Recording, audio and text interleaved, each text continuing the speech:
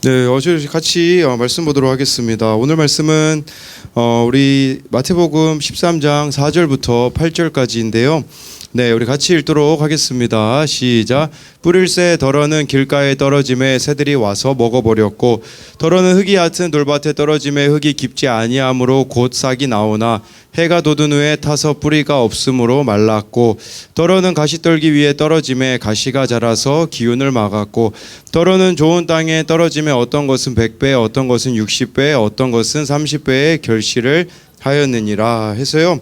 오늘은 우리 예수님 존이라는 제목으로 같이 말씀을 나누도록 하겠습니다.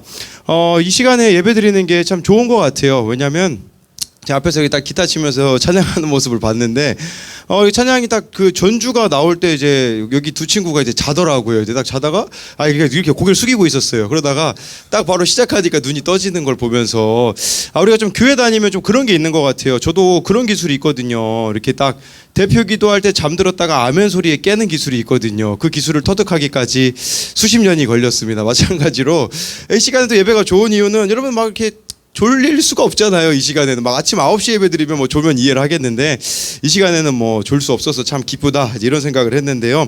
말씀 제목을 예수님 존으로 좀 잡은 이유는, 제가 어제 청소년부 소그룹에도 얘기했지만, 네, 이제 손흥민이 우리 지난주에 또 2골 넣었잖아요. 내일 새벽 1시 반에 또 있습니다, 여러분. 제가 요새 손흥민한테 이제 좀 빠졌어요. 근데요, 손흥민이 골을 잘 넣는 위치가 있어요. 그 위치를 뭐라고 얘기하냐면 손흥민 존이라고 해요. 손흥민 존. 그래서 저 위치에서 손흥민이 거의 슛 쏘면 대부분 다 들어간다고 하더라고요. 그러니까 저 위치에서 연습을 얼마나 많이 했겠어요. 네, 그래서 이 손흥민 존이라는 곳이 있는데요. 그러니까 그만큼 너무 그 자리에 익숙해져 있는 곳이 바로 손흥민 존이라고 할 수 있겠죠. 얼마나 많은 연습이 있었겠어요. 또 손흥민을 그렇게 좋아하는 감독이 한 명 있더라고요. 이 무리뉴라고 해가지고요. 네, 그 무리뉴라는 감독이 토트넘에 있었는데 뭐 레알 마드리드도 가기도 하고 되게 훌륭한 분이라고 하더라고요. 어느 정도로 좋아하냐? 일본에 가가지고 일본 사람이 그 인터뷰를 했거든요. 일본 사람이 우리가 아르헨티나를 이겼는데 어떻게 생각하십니까? 그랬더니 이제 무리뉴가 그렇게 얘기해요. 솔직히 저 자느라 못 봤습니다. 근데 아시아에 좋은 선수가 한 명 있는데 하면서 손흥민 얘기를 하더라고요. 일본 사람에게. 그만큼 손흥민을 좋아하는데 왜 좋아하냐라고 이렇게 묻자 그렇게 얘기하더라고요. 우리나라 사람 뭐 박지성 선수도 그렇고 손흥민 선수도 그렇고 좋은 이유는요, 멘탈 관리를 너무 잘한다라고 이렇게 이야기를 하더라고요. 최근에 한 5경기 정도 손흥민이 골을 못 넣자 막 사람들이 그렇게 얘기했어요. 벤치 멤버로 넣으라. 손흥민을 대신할 선수를 이렇게 막 하라라고 했는데, 손흥민이 그것들을 잘 견디면서 이렇게 이겨낸 것이 참 의미가 있더라고요. 마찬가지로 우리도 예수님 존이 있으면 얼마나 좋을까. 예수님하고 늘 친하기 때문에 어느 곳에 있든지, 네, 여러분들이 예수님의 그 보호하심 속에서 살아갈 수 있다면, 예수님의 존, 예수님의 그 영역 안에 여러분들이 머무는 삶을 살아가면 얼마나 좋을까라는 생각을 해보게 되었어요. 여러분들이 예수님 존, 정말 예수님과 함께하는 삶을 방해하는 3가지 요소가 오늘 말씀에 있는데요. 첫 번째는 4절 말씀이에요. 이게 4가지로 예수님이 비유를 하셨거든요. 땅인데 땅은 여러분 마음이라고 생각하시면 돼요. 우리 4절 말씀 같이 읽어볼게요. 시작. 뿌릴새 덜어는 길가에 떨어짐에 새들이 와서 먹어버렸고, 첫 번째는요, 여러분들이 예수님 안에 머무는데 방해하는 거는 길가입니다. 길가 같은 상태가 될 때에 예수님 존에 들어갈 수가 없어요. 근데요, 이 길가라는 단어를 제가 길가에서 이 길이라는 단어를 찾아봤거든요. 길. 헬라어로는 호도스라고 해요. 호도스. 근데 이 호도스라는 단어가 어디 쓰이냐면 요한복음 14장 6절에 예수님이 내가 곧 길이요 라고 했어요. 뭐 길이라고도 하고 도라고도 하고 다양하게 번역을 하는데요. 아주 쉽게 생각하면요, 생활 방식, 삶의 방식이라고 생각하면 돼요. 그러니까 삶의 방식이 예수님이 우리 안에 머무는데 방해되는 삶의 방식들 있다라고 말씀해주고 있어요. 지난주에 우리 소닉을 봤어요. 예찬이 한결이랑. 이 소닉이 그 영화로도 나왔더라고요. 거기 주인공이 3명이 나오거든요. 저 3명 보면 뭐 소닉, 테일즈, 저 빨간 소닉은 너클즈라고 해요. 이걸 너무 예찬이랑 한결이가 이게 막 무서워가지고 강예찬이 있잖아요. 막 그 의자 밑에 들어가가지고 이렇게 보는 거예요. 그러다가 이제 무서운 장면 나오면 아빠 잠바를 뒤집어 쓰고, 그래서 너무 무서워 아빠 막 그러면서 이렇게 보더라고요. 근데 이 영화를 봤는데 끝나고 나서 뭐라고 얘기하냐? 강혜찬이 아빠 나는 소닉이야 이러더라고요. 자기는 소닉이라고 하면서 한결이는 저 빨간에 너클즈래요. 그러면서 막 집을 막 뛰어다니더라고요. 너클즈 하면서 막 뛰어다니더라고요. 그다음에 엄마는 누구냐 그랬더니 엄마는 저 꼬리 날아다니는 테일즈라고 하더라고요. 그럼 아빠는 누구냐 그랬더니 네, 저 뒤에 그 대머리이신 분 있잖아요. 네, 적이 네, 이게 악마가 저라고 이렇게 이야기를 하더라고요. 그러니까 마음에 이 소닉을 품으니까 소닉처럼 되고 싶다고 하더라고요. 어제 성호 선생님이 우리 예찬이 한결이 준다고 포켓몬스터 그 색칠북을 줬어요. 근데 속인다고 있잖아요. 배에다가 성호 쌤이 그걸 컬러링 북은 숨겨놓고 우리 예찬이한테는 그 새싹 큐티인 큐티 책을 이렇게 딱 숨겨놓고서는 예찬아 너한테 줄 게 있어 하고서는 새싹 큐티인 책을 딱 폈거든요. 예찬이 어떻게 했을까요? 책을 막 그 자기 장난감으로 막 때리더라고요. 영상으로도 제가 찍어놨는데, 그러니까 우리도 좀 이렇지 않는가? 그러니까 하나님을 가까이 할 수 있는 삶의 방식을 다 알고 있는데 내 마음에 품고 있는 게 다른 것이기 때문에 하나님과는 너무 멀리 떨어져서 살아가고 있지는 않느냐라는 거예요. 제가 초등학교 때 우리 크레이지 아케이드에 빠져서 했대. 크레이지 아케이드 저 초등학교 때 처음 나왔거든요. 제가 우리 교회에서 제일 잘했거든요. 근데 이 게임을 너무 좋아하다 보니까 이제 또 레벨이 높은 그 제 친구 아이디를 사고 싶은 거예요. 그래서 제가 현질을 해서 제 친구 아이디를 샀거든요. 근데 목사 아들로서는 살 수 없는 아이디였어요. 아이디가 뭐였냐면 천조승이었거든요. 그러니까 무슨 말이냐? 천조승려라는 뜻이에요. 불교잖아요. 제가 목사님 아들인데, 근데 그거 사가지고 이렇게 랭킹을 올렸었던 뭐 그런 사람이고요. 그리고 이 게임을 할 틈이 없는 거예요. 그래서 언제 게임을 했냐면 이제 아버지 어머니가 새벽기도 가실 때, 그때 딱 4시 반에 일어나가지고요. 예, 엄마 아빠가 사라진 그 순간에 게임을 하고 6시까지 딱 하고 이렇게 잠자리에 들었던 뭐 그런 짓을 저질렀던 자가 바로 저예요. 뭘 말하고자 하는 거냐면요, 마음에 품은 게 삶으로 나타난다라는 거. 내가 정말 마음에 사랑하는 것이 있으면 우리는 그대로 살아가잖아요. 그런데 예수님을 여러분 마음에 정말 사랑하고 있냐라는 거예요. 정말 예수님을 여러분들이 사랑한다면요, 삶의 방식에서 이미 그것들이 나올 수밖에 없다라는 것을 말씀해 드리는 거예요. 그리고 오늘 말씀에 또 길가에 떨어졌다고 하는데요, 길가라는 단어를 찾아보니까요, 마가복음 10장 46절에 나오더라고요. 같이 읽어보겠습니다. 저 노란 글씨입니다. 시작. 그들이 여리고에 이르렀더니 예수께서 제자들과 허다한 무리와 함께 여리고에서 나가실 때에 디메오의 아들이 맹인 거지 바디메오가 길가에 앉았더라. 이 길가라는 거, 이 맹인 바디메오가 혼자 길가에 앉아 있었다라는 말은, 길가라는 말은 공동체라는 뜻이에요. 여러분들이 진짜 예수님과 함께 하고 싶으면 어떻게 해야 되냐면요, 교회 공동체에 속해야 된다라는 거예요.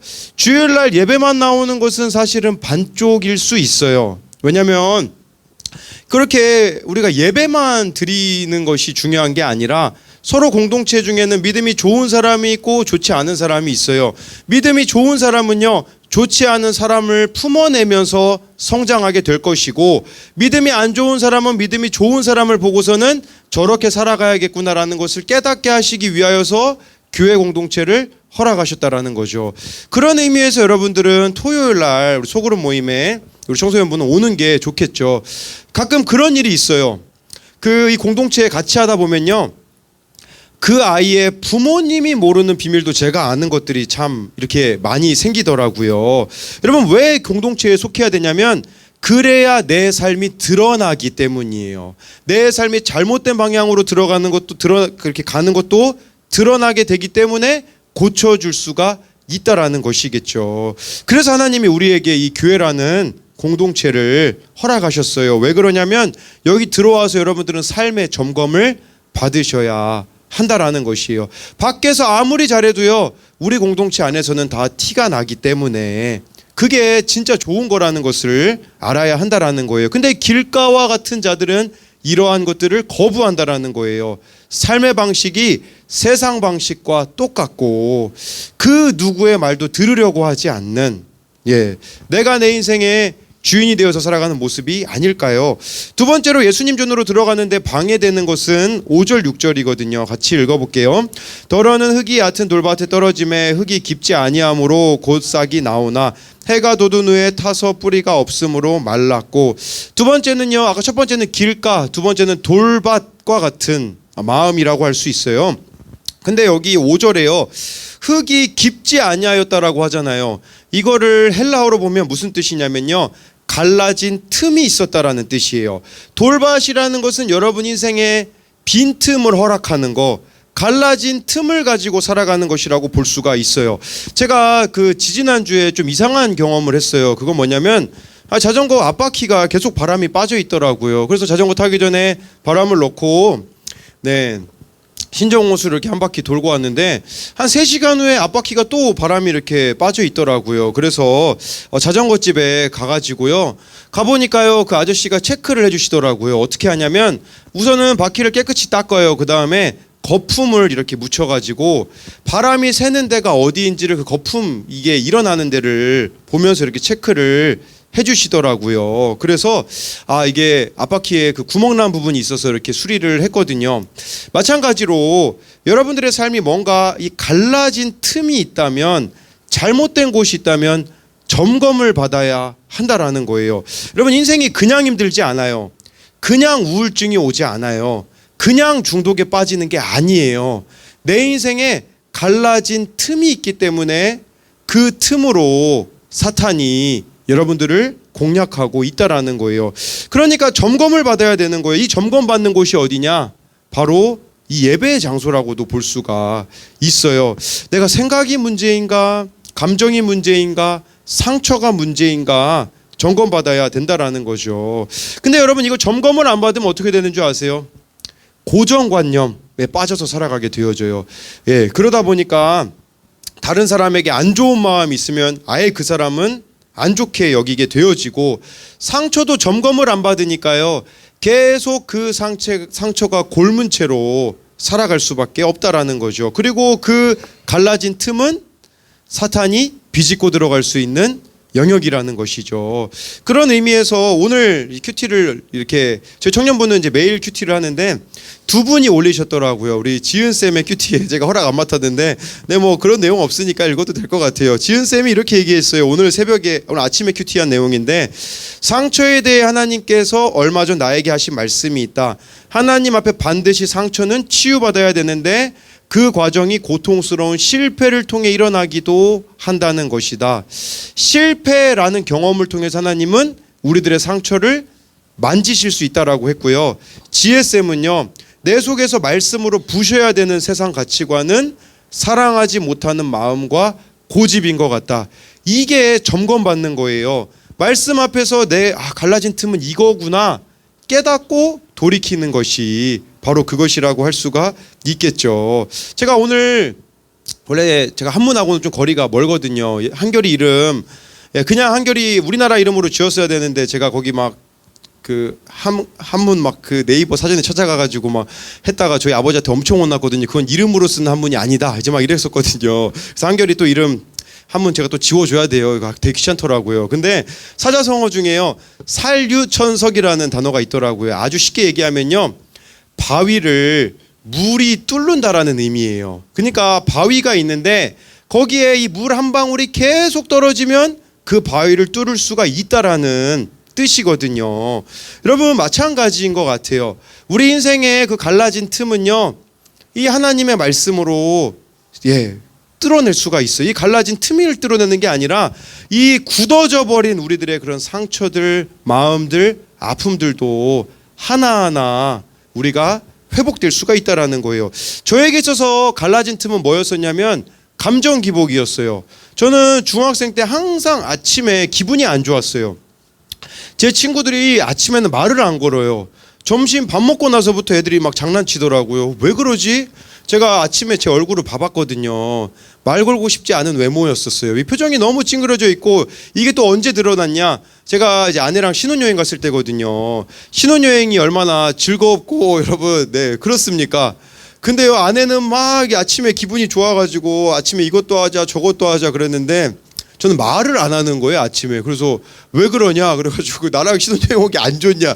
아니 그게 아니라 내가 원래 아침에 기분이 안 좋다. 이제 이 이야기를 하니까 이해를 못 하더라고요. 근데요, 지금은 그 갈라진 틈을 어떻게 메꾸냐면요, 아침에 8시까지 하나님하고 교제를 잘하면 괜찮더라고요. 근데요, 하나님하고 교제 안 하고 이렇게 막 졸잖아요. 그러면 또 똑같은 저의 옛날 모습을 보게 되어지더라고요. 마찬가지로 우리 인생의 그 갈라진 틈 하나님과 교제로만 메꿀 수 있다라는 거예요. 세 번째로 예수님 존이 되려면요, 우리를 또 방해하는 게 있는데 가시떨기거든요. 우리 7절이에요. 시작. 더러는 가시떨기 위에 떨어짐에 가시가 자라서 기운을 막았고, 이 가시떨기가 뭐냐면 22절 말씀에 나와 있어요. 세상의 염려, 재물의 유혹이 여러분들이 이 예수님과 함께하지 못하도록 방해를 한다라는 거예요. 제가 항상 하는 얘기가 있어요. 온도계 같은 사람이 있고 온도 조절기 같은 사람이 있다라고. 온도계라는 것은 뭐냐면요, 그냥 어디를 가든지 이게 온도계는요, 그냥 예를 들어서 여기 있으면 온도가 다르고 밖에 있으면 온도가 다르듯이 환경, 상황, 사람을 따라가는 사람이 온도계 같은 인생이에요. 온도 조절기는요, 여러분 집에 보일러라고 생각하시면 돼요. 딱 예를 들어 26도를 맞춰 놓으면요, 환경을 26도로 맞춰버리잖아요. 그러니까 이런 온도 조절기 같은 사람은 상황, 환경, 사람을 따라가지 않는다라는 것이겠죠. 여러분, 우리 그 넷플릭스 드라마 중에 카지노가 있잖아요. 지금 시즌 1이 끝났어요. 근데 여러분들이 그런 생각할 거예요. 무슨 저 목사는 맨날 드라마만 보고 앉아있냐. 저 넷플릭스 아이디도 없고요. 우리 박시은에게 아이디를 좀 받아야겠어요. 근데 이게 중요한 게 아니라 저는 그 요약본으로 봐요. 한 20분짜리로 보는데요.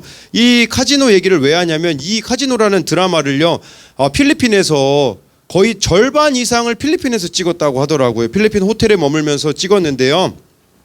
제가 이 드라마를 언급하는 이유는 뭐 재밌어서라기보다는 배경이 필리핀이잖아요. 제가 이 드라마를 통해서 필리핀을 보는데 진짜 그 모습을 제가 실제로 거기 살다 왔잖아요. 뭘 얘기하고자 하는 거냐면, 필리핀은요, 제가 중3 마칠 때 갔거든요. 12월 달에. 민증 자체가 없어요. 아예 민증이 없어요. 필리핀은요. 무슨 말이냐, 그 쌀이쌀이 스토어라고 있거든요. 이게 우리로 말하면 편의점이에요. 거기는 쌀이쌀이 스토어라고 부르거든요. 예, 그러니까 구멍가게, 그 동네마다 구멍가게가 있는데요, 가서 담배 달라고 하면 그냥 줘요. 민증이 없거든요. 그리고 술 달라고 하면 그냥 주고요. 그리고 거기 술집 거리가 또 있어요. 우리 아산의 신용화동 같은. 네.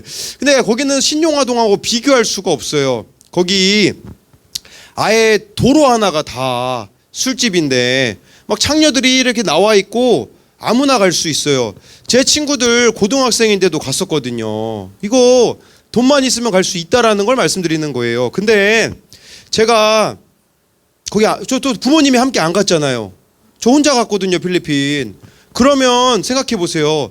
더 마음대로 할 수 있거든요. 술도 내 마음대로, 담배도 내 마음대로, 여자 만나는 것도 제 마음대로 할 수 있는데 하지 않았다라는 거예요. 왜? 지금 아까 환경에 영향받지 않는 걸 얘기 드리는 거거든요. 왜 환경에 영향을 받지 않았냐? 첫 번째는 저희 아버지 때문이에요. 저희 아버지가요, 맨날 저를 온라인에서 기다리고 계세요. 그 당시는 네이트온이라는 게 있었거든요. 항상 아들이 언제 들어올지 기다리고 이메일을 항상 쓰시니까 아버지의 감시 때문에 갈 수 없었고요. 두 번째는 어머니 때문이었어요. 그 당시는 여기 교회가 여기가 아니라 저쪽 구성전이었잖아요. 여러분 아시죠? 그 구성전 지하 방송으로 짐 만드시던 여러분. 네, 저희 어머니는 항상 그 교회 지하에서 주무셨어요. 왜 그러냐면, 예, 교회를 위하여서, 또 아들이 이제 외국에 나가 있는데 그냥 있으면 안 될 것 같아서 항상 교회 지하실에서 주무시는 어머니가 있는데 제가 어떻게 인생을 헛되이 살아갈 수 있겠어요? 뭘 말하고자 하는 거냐면, 부모님의 사랑을 알았기 때문에 환경, 상황, 사람의 영향을 안 받았다라는 말이에요. 이거는 여러분 지금 부모님 얘기하는 게 아니라 하나님의 사랑을 알잖아요.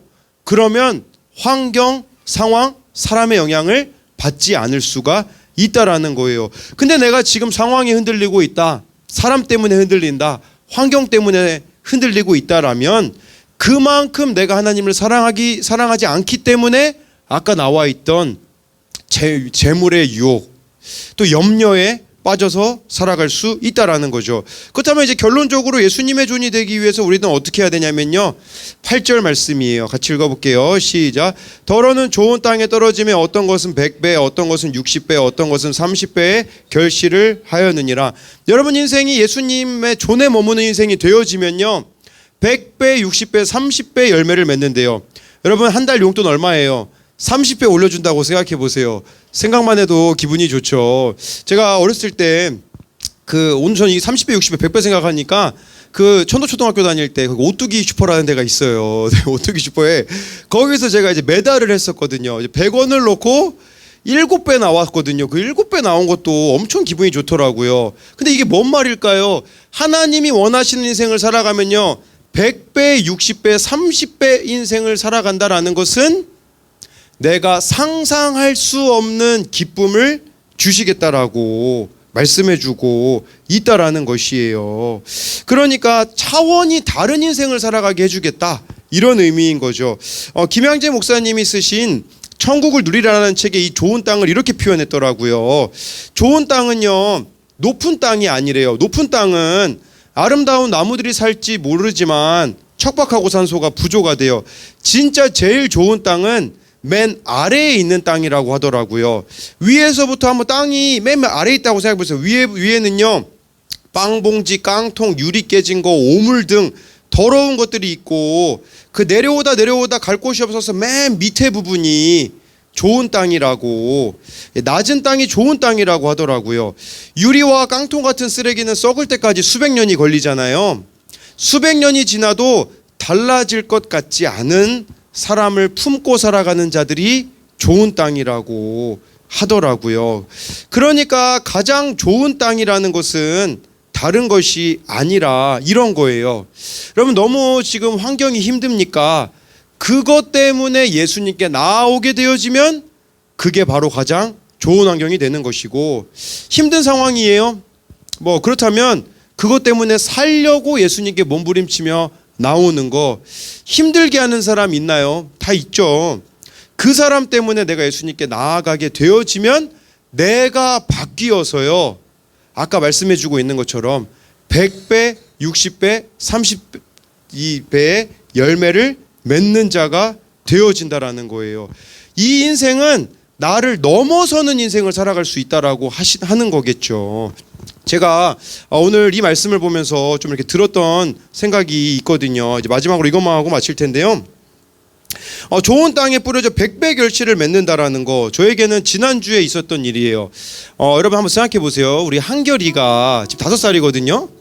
근데 이 한결이가 여러분들에게 이제 한 30년 후에 말씀을 가르친다고 생각해 보세요. 한결이 입장에서 어떨까요? 한결이가 뱃속에 있는 것부터 여러분 다 봤잖아요. 근데 그 애가 막 말씀을 가르치면 여러분은 막 귀 기울일 수 있겠어요. 잘 안 들을 수도 있겠죠. 근데 저에게는 그 일이 뭐였었냐면, 지난주 수요일부터 이제 부모님들 말씀 양육 세미나를 시작했어요. 나이가 제일 많으신 분은 73세 다 있어요. 70대, 60대, 50대, 40대, 30대. 근데 이분들은요, 거의 제가 엄마 뱃속에 있을 때부터 보셨던 분들이거든요. 그분들 앞에서 제가 말씀을 가르치려고 하니 얼마나 두려웠겠어요. 제 힘으로는 불가능한 일이죠. 그 중에 어느 집사님은 저의 주일학교 선생님이었던 분도 있고, 우리 이인순 집사님은 제 주일학교 선생님이어서 지금도 주일학교 선생님이거든요. 그리고 한 분은 제가 초딩 때 다니던, 제가 고려학원을 다녔거든요. 거기 선생님이었어요. 제가 초등학교 때 김효겸 집사님, 저 선생님이었어요. 제가 옛날에 거기 학원 다닐 때. 아니, 그분들한테 제가 말씀을 가르치는 거, 이게 좀 그렇죠. 근데 그분들이 막 말씀을 듣더니 막 이렇게 삶을 나누시면서 우시더라고요. 그래서 그분들의 모습을 보면서 진짜 이게 세상을 다 가진 것 같은 기쁨이더라고요. 근데 우리 예찬이가 이제 초등학교 들어가잖아요. 거기 서류를 또 학교에 내야 돼요. 우리 온천초 가거든요. 우리 여기 온천초 대선배님들이 여기 계시죠. 근데 거기에 이제 장래희망을 적어줘야 되거든요. 그래서 예찬아, 너 뭐 되고 싶냐? 그랬더니 자, 그래서 혹시나 해서 혹시 목사님 되고 싶지 않을까, 이제 목사님 되고 싶다면 이제 아마존으로 보낼 거거든요. 훈련을 받으러. 얘 또 화살 쏘는 거 좋아해서 좀 아마존에서 뛰놀아야 될 것 같거든요. 근데 너 뭐 목사님 되고 싶냐? 그랬더니 아니래요. 그래서 뭐가 되고 싶니? 그랬더니 어부가 되고 싶다고 하더라고요. 그래서 야, 무슨 어부 하려고 그러냐? 그랬더니 사람을 낚는 어부가 되고 싶대요, 예찬이가. 사람을 낚는 어부. 제가 봤을 때 이거면 되겠다, 싶더라고요. 여러분, 그게 이 땅을 천국으로 살아가는 거 아니겠어요? 이거 100배, 60배, 30배라는 것은 그런 말이에요. 한 사람이라도 더 예수님께로 인도하는 인생을 살아가는 거, 다른 사람을 살리는 인생을 살아간다라는 거죠. 근데 아까 그 마태복음 13장 22절에 가시떨기는 세상의 염려, 재물의 유혹 때문에 말씀이 막힌다고 했잖아요. 이 세 가지는요, 언제나 우리에게 있을 거예요. 길가와 같이 여러분 삶의 방식을 자꾸 세상으로 가게 만드는 것도 있을 거고요. 아까 또 나눴던 것 같이 돌밭처럼 자꾸 내 갈라진 틈으로 예수님으로부터 멀어지게 만드는 것도 끊임없이 일어날 수 있고요. 또 여러분들을 유혹해서 예수님과 멀어지게 할 수 있다라는 거예요. 근데요, 예수님이 그런 말씀을 하셨어요. 내 양은 내 음성을 듣는다. 여러분, 진짜 여러분들이 예수님의 양이라면 주님의 음성을 들어야 되고, 우리 인생이 진짜 힘들 때가 언제가 되어야 되는 줄 알아요? 말씀이 안 들릴 때, 주님이 나와 안 친한 것 같을 때, 그 단계까지 가셔야 돼요. 진짜 주님하고 친하잖아요. 그러면 주님하고 안 친한 느낌이 들 때 못 견디게 될 거예요. 제가 어제 밤부터 그러더라고요. 자꾸 몰라요. 우리 주님은 또 바로 얘기해 주시면 좋은데 바로 얘기 안 해주세요. 제가 이해할 수 있을 때까지 기다리시다가 오늘 새벽에도 막 이렇게 기도하는데요, 답답해요. 2%가 부족해요. 뭐가 문제인지. 근데 11시 예배 드리니까, 제가 아까 예배 자리 나오라는 건 그런 이유 때문이에요. 11시 예배 드리는데 왜 제가 주님과의 관계가 멀어졌는지 가르쳐 주시더라고요. 놀라운 거는요, 노빼박이에요. 왜냐면 딱 머릿속으로 뭐 때문에 그랬는지 딱 생각나게 해주시더라고요. 어제 청년부 모임 끝나고 차 운행했거든요. 다 데려다 주고서는 이제 성호쌤하고 봉고차 기름 넣으러 가는데, 성호쌤하고 저하고 이제 같이, 이제 성호쌤이 원래 만든 팀인데 켈라 워십이라는 팀이 있어요. 유튜브에 좋아요와 구독을 해주시면 좋습니다. 순화교 TV는 기본이고요. 근데 이 켈라 워십에 보면요, 지난 금요일 날 다른 교회 가서 청소년 그 집회를 해줬단 말이에요. 거의 8명이 가서 했거든요. 근데 이제 제가 물어봤어요, 성호쌤한테. 사역비를 얼마 받았냐? 근데요, 이 사역비가 제가 생각하기에는 너무 적은 거예요. 그래서 어떻게 그거밖에 좀 안 주는가, 이런 서운한 마음이 있어서 그런 얘기를 했거든요. 하나님이 저랑 관계에 있어서 왜 막혔냐면 그 말 때문에 막혔다고 얘기하시더라고요. 뭐라고 이렇게 이야기하셨냐면요, 너 나 믿니? 이 한마디 마음으로 하시더라고요. 무슨 뜻이냐면요, 야, 네가 그 켈라워십 팀이 돈을 그렇게 적게 받았다면 내가 너희들에게 그 이상으로 베풀어 줄 건데 너는 왜 눈에 보이는 것만 보고 있니? 그거 물으시더라고요. 여러분, 오늘 주님이 여러분들에게 그거 물어보실 것 같아요. 너희 왜 현실만 보고 있니? 나에게 너의 인생을 맡기면 30배, 60배, 100배 열매 맺게 해줄 텐데, 너는 그냥 너의 생각에 갇혀서, 너의 감정에 갇혀서, 너의 상처에 갇혀서 언제까지 그렇게 살아가겠니? 라고 묻는 게 아니냐는 거죠. 근데요, 하나님을 알아가다 보니까요, 제 안에 일어나고 있는 일들은 뭐냐면 더 이상 상처가 없어지고 있다라는 사실. 더 나아가서요, 지금 그렇다고 해서 우리 교회에 뭐 싸우는 일이 안 일어나나요?